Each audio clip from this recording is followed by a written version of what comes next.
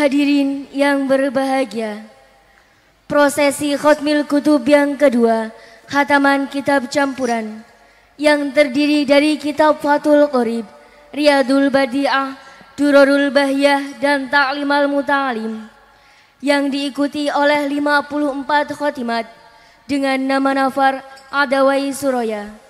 Khataman ini dipimpin oleh saudari Kesha Putri Fadia. Kepada mereka kami persilakan. Sallu ala nuril ladzi aghjasama ya fawzama ya fawzama sallallahu alaihi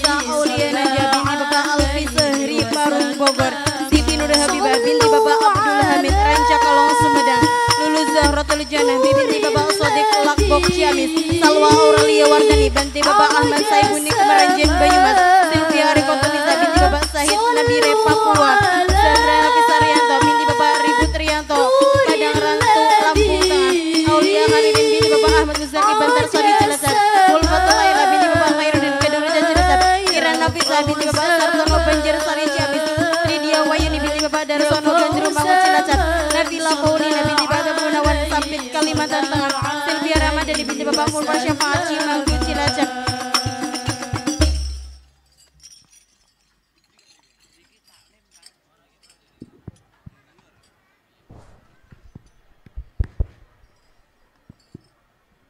Assalamualaikum warahmatullahi wabarakatuh.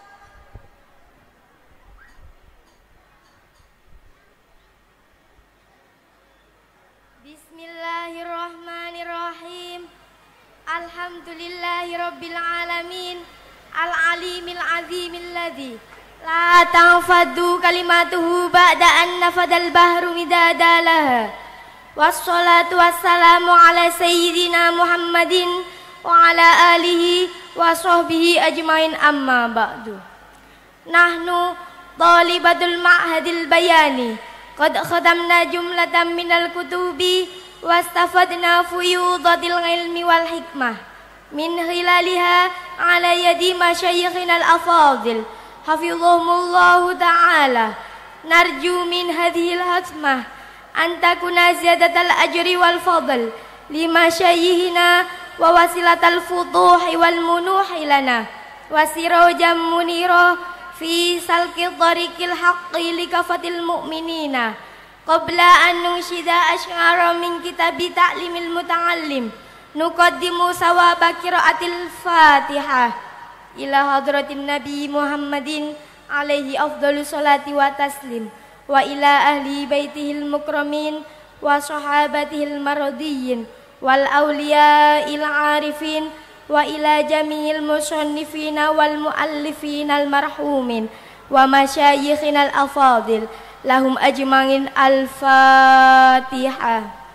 A'udzu billahi minasyaitonir rajim. Bismillahirrahmanirrahim. Alhamdulillahi rabbil alamin. Ar-Rahmanir Rahim. Maliki yaumiddin. Iyyaka na'budu wa iyyaka nasta'in. Ihdinas siratal mustaqim. Siratal ladzina an'amta 'alaihim ghairil maghdubi 'alaihim waladdallin.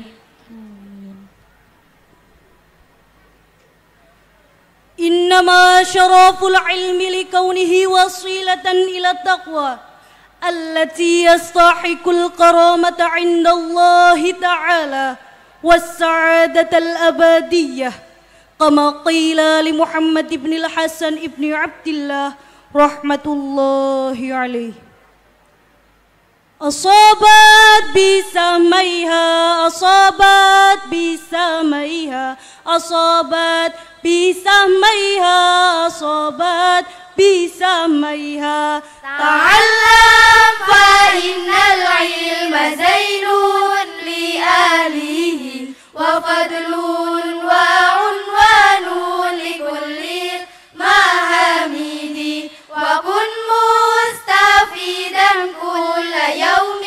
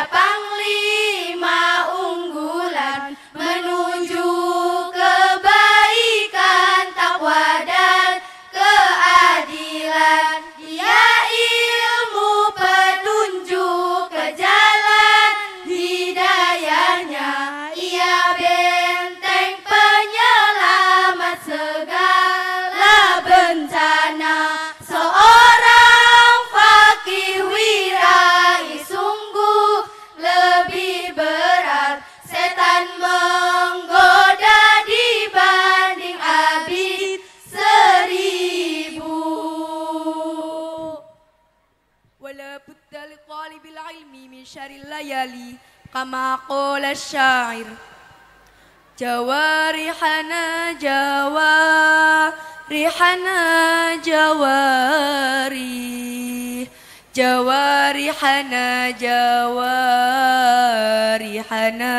جواري بقدر الكد تكتسب المعالي فمن طلب العلا شهر الليالي تروم العزة ثم تنام ليلا يغوص البحر من طلب الليالي علو الكعب بهمم العوالي وعز المرء في شهر الليالي تركت النوم ربي في الليالي لأجل رضاك يا مولى الموالي ومن رام العلا من غير كد أضاع العمر في طلب المحال فوافقني إلى تحصيل علمي وبلغني إلى أقصى المعالي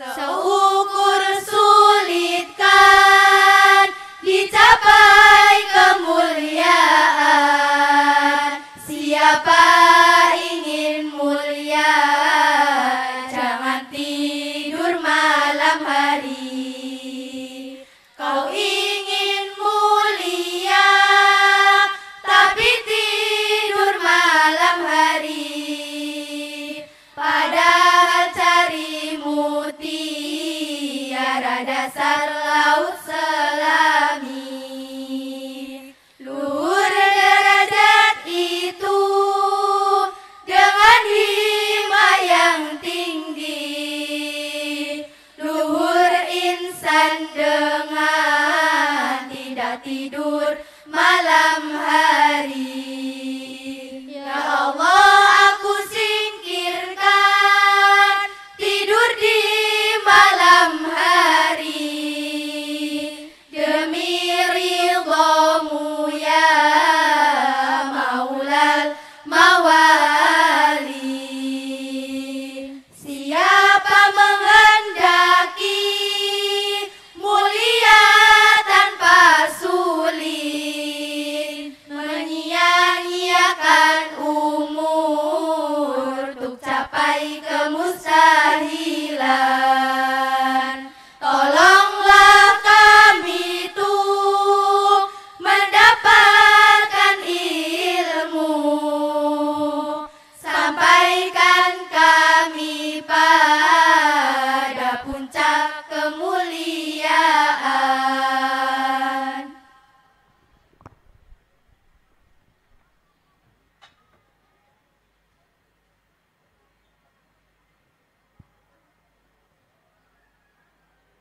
Formasi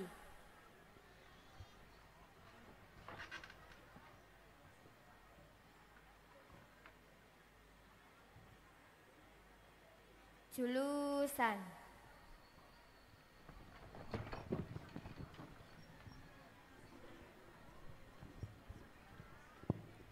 Assalamualaikum warahmatullahi wabarakatuh.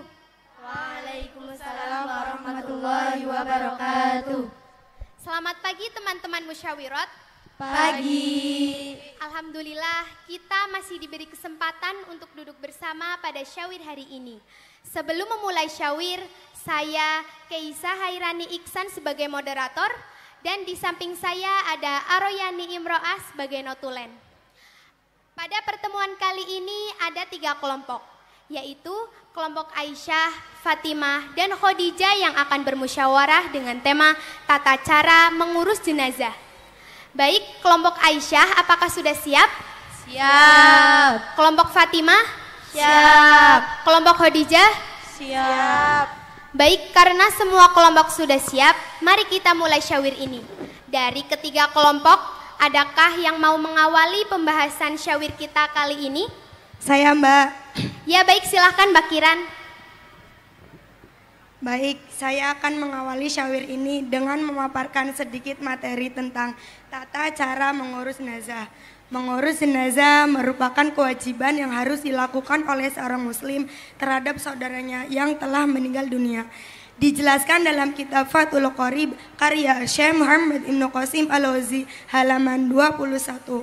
Faslun fi ma yata'allaqu bil mayyiti min ghuslihi wa takfinihi wa sholati alaihi wa dhafnihi wa yazamu ala tariqi fardil kifayati fil mayyitil muslimi ghairil muhrimi wa syahidi arba'atu asya'a ghusluhu wa takfinuhu wa sholatu alaihi wa dhafnuhu. Ibarat tersebut menjelaskan bahwasanya dalam syariat Islam hukum mengurus jenazah adalah fardu kifayah. Maksudnya, apabila ada yang menjalankan satu, maka gugur semua. Dan apabila tidak ada yang menjalankan, maka dosa semua. Oleh karena itu, sebagai seorang muslim perlu mengetahui beberapa hal yang berkaitan dalam mengurus jenazah. Adapun tata cara mengurus jenazah yang perlu diketahui oleh setiap muslim, yakni ada 4, yaitu memandikan, mengafani, menyolati, dan menguburkan. Semua tata cara tersebut berlaku bagi seluruh mayat muslim selain mayat yang sedang ihram dan mayat yang mati syahid dalam memerangi orang kafir. Terima kasih atas penjelasannya Mbak Kiran. Setelah pemaparan materi dari Mbak Kiran, saya akan membuka sesi tanya jawab dan mengangkat 1 pertanyaan untuk dimusyawarahkan bersama. Bagi yang mau bertanya, silahkan angkat tangannya. Ya, silahkan dari kelompok Aisyah. Ya, terima kasih Mbak. Bisakah dijelaskan lebih detail tentang apa saja yang harus diperhatikan dalam tata cara mengurus jenazah tersebut? Terima kasih atas pertanyaannya Mbak Zema. Dari kelompok yang lain, mungkin ada yang mau menjawabnya? Kelompok kami akan menjawab, Mbak. Ya, silahkan dari kelompok Khadijah. Baik, tata cara yang pertama yaitu memandikan. Dijelaskan dalam kitab Thimarul Yani'ah karya Syekh Muhammad Hasbullah halaman 49.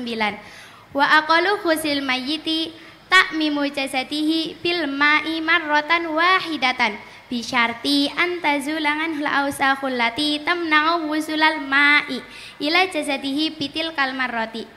Minimal memandikan mayat adalah 1 kali pemerataan air dengan syarat menghilangkan kotoran yang dapat menghalangi sampainya air pada jasadnya mayat. Saya akan melanjutkan, Mbak. Dan yang kedua adalah mengafani mayat. Dalam kitab Fathul Qorib karya Syekh Muhammad Ibnu Qasim Al-Jauzi halaman 21. Wa yukaffanul mayyitu dzakarun kana au unsa balighun kana aula fi salasati aswabin bidin ila angqal. Wa in kufina adzakaru fi khamsatin fahiya as-salasatul madhkurah wa qamisun wa imamatun. Awil mar'ati fi khamsatin fahiya izarun wa khimarun wa qamisun wa lafafatani wa aqalul kafni saubun wahidun yasturu auratal mayyiti ala as-sahih wa raudati wa syarhil muadab. Mayat laki-laki dikafani dengan 3 lapis kain kafan, baju kurung dan juga serban. Sedangkan mayat perempuan dikafani dengan 2 lapis kain kafan, jarit, kerudung dan juga baju kurung. Tetapi jika benar-benar tidak ada, bisa menggunakan 1 kain kafan dengan syarat bisa menutupi auratnya si mayat. Itu menurut pendapat yang syah dalam kitab Raudah dan Syarah Muhaddab. Saya akan melanjutkannya, Mbak. Lalu yang selanjutnya mensolati mayat. Wa yukabbiru alaihi ail maiti idza sholla alaihi arba'a takbiratin bi takbiratil ihrami walau kabbara khamsan. lam tabdul, lakin lawho masa imamuhu lam yutabihu balisalimu au yang tadiruhu liusalima ma'ahu wa afdalu. Wa yaqra'ul musalliyu al-fatihata pada takbiratul ula wa yajuzu qira'atuha pada khairul ula wa yusallu ala nabi sallallahu alaihi wasallam ba'da takbirati saniyati wa aqallu sholati alaihi sallallahu alaihi wasallam Allahumma sholli ala Muhammadin wa yad'u lil maiti bada salisati fa yaqulu wa aqallu du'ai lil maiti Allahumma la tahrimna ajrahu wa la taftina ba'dahu waghfir lana wa lahu wa yusallimu musalli ba'da takbirati robingati. Masolati mayat dilakukan dengan takbir 4 kali beserta takbiratul ihram. Tetapi seandainya melakukan takbir 5 kali, maka sholatnya tidak batal. Namun, jika sang imam melakukan takbir 5 kali, maka makmum tidak perlu mengikutinya. Dicukupkan dengan salam sendiri atau menunggu sang imam untuk melakukan salam secara bersama-sama. Hal itu lebih utama. Setelah takbir pertama sholat jenazah, membaca surat Al-Fatihah. Juga diperbolehkan membaca surat Al-Fatihah selain takbir yang pertama. Membaca sholawat setelah takbir kedua, setelah takbir ketiga, membaca doa untuk si mayat. Sedikitnya adalah Allahumma firlahu. Serta disunahkan juga untuk membaca doa pada takbir keempat, yaitu Allahumma la tahrimna ajrahu wa la taftina ba'dahu waghfir lana walahu. Setelah takbir keempat mengucapkan salam. Saya akan melanjutkan, Mbak. Dan yang terakhir adalah menguburkan mayat. Masih dalam kitab Fathul Qorib halaman 21. Wa yudfanul mayitu filah di mustaqbilal kiblati walahdu bi fathil lami wa dhammiha wa sukunil ha'i ma yufaru fi asfali janibil qabri min jihatil kiblati qadra ma yasaul mayita wa yasturuhu wa dafnu fil lahdi afdalu minad dafni fi syaqi in solubatil ardu wa syaku ayyufara fi wasatil qabri kan nahri wa yubna janibahu wa yud'ul mayyitu bainahuma wa yusqafu alaihi bilabinin wa nahwihi ila anqal wa yakunul ittija'u mustaqbilal kiblati ala janmil aiman. Mbak, saya akan memaparkan maksud dari ibarat yang dijelaskan oleh Mbak Keisha. Mayat dikuburkan dan menghadap kiblat, diposisikan tidur miring dengan bertumpu pada lambung sebelah kanan. Ada kalanya mayat dimakamkan di dalam lahat atau liang lahat, adapun syik ataupun lubang cempuri. Lahat adalah bagian yang digali di sisi liang kubur, sedangkan syik adalah galian yang berada di tengah liang kubur. Seperti selokan air, mengubur di dalam lahat itu lebih utama dibandingkan di dalam syik jika tekstur tanahnya keras.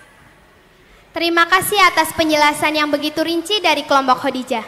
Setelah penjelasan tersebut, apakah ada permasalahan yang perlu dimusyawarahkan? Mbak, saya mau bertanya. Ya baik, silahkan Mbak Salwa. Kan tadi sudah dijelaskan bahwa mayat dimakamkan harus menghadap kiblat. Lalu bagaimana Mbak ketika lupa menghadapkan mayat ke arah kiblat? Mbak, izin bertanya sebelum kelompok kami menjawab. Ya silahkan Mbak Nada. Apakah kondisi mayat tersebut sudah berubah bentuk dari aslinya atau belum ya Mbak Salwa? Baru disadari mayat belum dihadapkan ke arah kiblat itu sekitar setelah 1 bulan pemakaman. Jadi sepertinya keadaan mayat sudah berubah dari asalnya. Bagaimana Mbak Nada? Sudah cukupkah keterangan dari Mbak Salwa? Sudah. Silahkan dilanjutkan. Dalam jangka waktu 1 bulan, kondisi mayat di dalam kuburan sudah berubah bentuk dari aslinya. Maka disebutkan dalam kitab Durarul Bahiyah karya Syahid Abi Bakrin bin Muhammad Syatta halaman 41. Wa yajibu taujihuhu ilal kiblati fa illam yuwajjah laha nubisha wa wujjiha illam yataghayyar. Jadi, ketika ada mayat yang tidak dihadapkan ke arah kiblat, namun kondisi mayat tersebut sudah berubah bentuk dari aslinya, maka kuburannya tidak perlu digali kembali. Begitu Mbak Keisha. Mbak, saya izin bertanya. Ya silahkan Mbak Vivi dari kelompok Khadijah. Memang bagaimana kita bisa mengetahui mayat tersebut sudah berubah atau belum? Silahkan dari kelompok Aisyah, ada yang bisa menjawabnya? Saya akan menjawab Mbak. Dalam kitab Tausyah ala Ibnu Qasim halaman 114, maksud dari malam yatagoyar adalah malam yang tin. Mayat di dalam kubur bisa kita katakan berubah ketika baunya sudah menyengat atau busuk. Terima kasih atas penjelasannya Mbak Agisa. Setelah semua yang telah dimusyawarahkan tadi, apakah masih ada permasalahan yang perlu dimusyawarahkan lagi? Saya ingin bertanya Mbak. Ya baik, silahkan Mbak Hanadi. Setelah berdiskusi dan kelompok kami ingin bertanya tentang materi yang telah dijelaskan oleh Mbak Kiran. Tadi kan Mbak Kiran telah menjelaskan bahwa kewajiban mengurus jenazah ada 4 bagi mayat muslim selain mayat yang sedang ihram dan mayat yang mati syahid.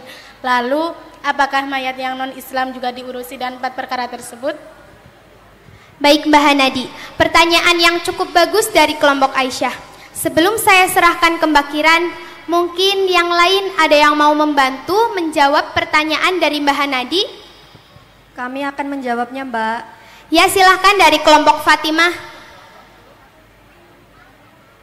Dalam kitab Fathul Qorib karya Syekh Muhammad Ibnu Qasim Al-Ghazi halaman 21. Wa ammal maitul kafiru fasolatu alaihi haramun harbian kana audhimyan wa yajuzu ghusluhu fil halaini wa yajibu takfinu dhimi wa dafnuhu dunal harbiyyi wal murtadi. Adapun mensolati mayat kafir itu haram, baik itu kafir dhimi ataupun kafir harbi, dan boleh memandikan kedua mayat tersebut dalam 2 keadaan, serta wajib mengkafani dan mengkuburkan mayat kafir dhimi, tapi tidak dengan mayat kafir harbi dan orang yang murtad. Terima kasih Mbak Rere. Bagi kelompok yang lain mungkin masih ada yang belum jelas dan harus dipertanyakan. Saya Mbak. Tadi kan sudah dijelaskan bahwasanya mensolati orang kafir atau orang murtad itu tidak boleh. Lalu bagaimana ketika ada orang Islam yang semasa hidupnya tidak pernah melaksanakan sholat? Apakah dalam mengurusi jenazahnya disamakan dengan orang yang kafir atau orang yang murtad? Terima kasih atas pertanyaannya Mbak Sylvia. Dari kelompok Fatimah atau Khadijah mungkin ada yang bisa menjawabnya? Kami Mbak. Ya silahkan Mbak Anisatul dari kelompok Khadijah.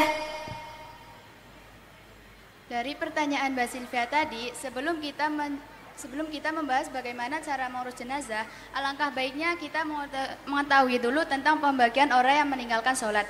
Di sini saya akan membacakan ibarat tentang pembagian orang yang meninggalkan sholat. Dalam kitab Fathul Qorib karya Syekh Muhammad Ibnu Qasim Al-Ghazi halaman 58. Faslun wa tariku sholati al-ma'hudati shadiqati bi ihdal khamsi ala darbaini ahaduhuma ayatrukaha wa huwa mukallafun ghairu mu'taqidin li wujubiha fa hukmuhu ayat tarikilaha hukmul murtaddi wa sabaqa qariban bayan hukmihi wasani ayatrukaha kaslan hatta yakhruju waqtuha hala kaunihi mu'taqidan li wujubiha fa yustatabu. Saya akan menjelaskan maksud dari ibarat tersebut.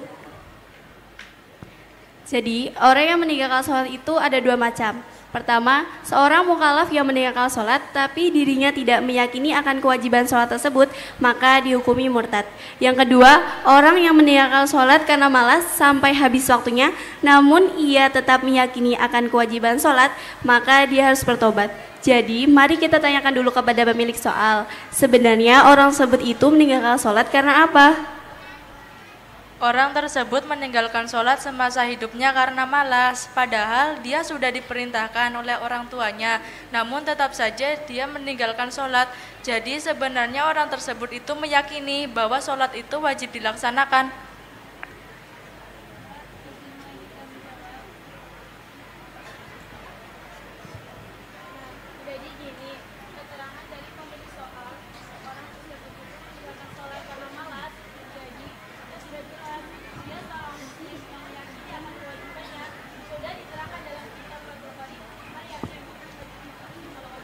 Halaman 58. Wa kana hukmuhu hukmal muslimina fi dafni fi maqamirihim.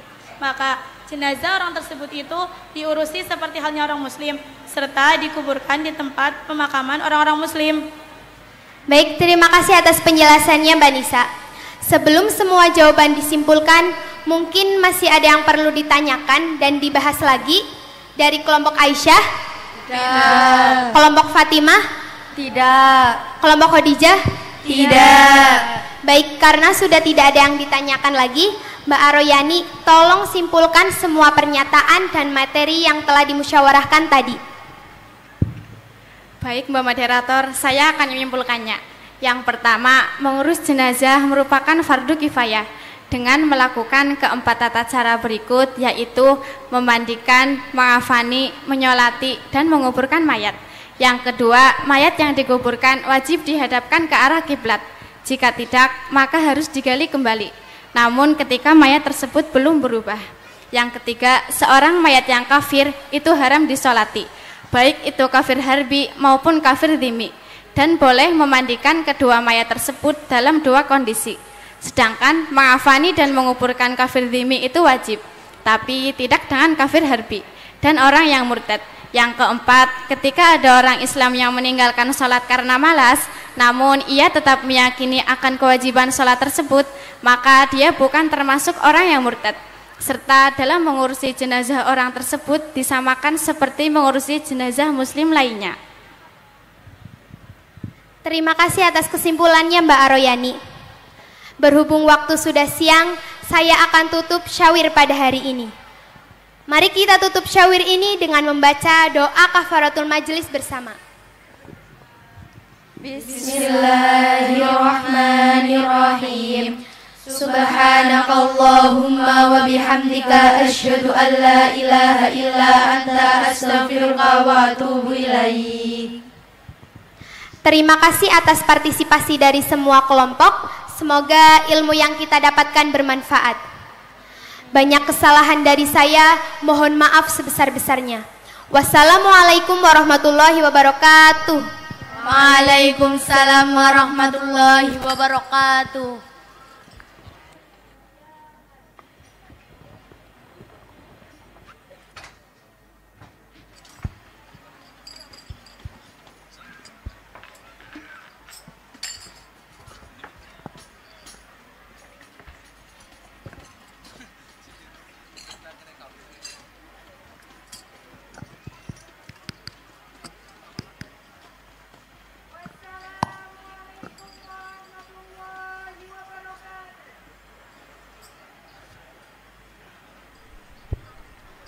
bil muhaimin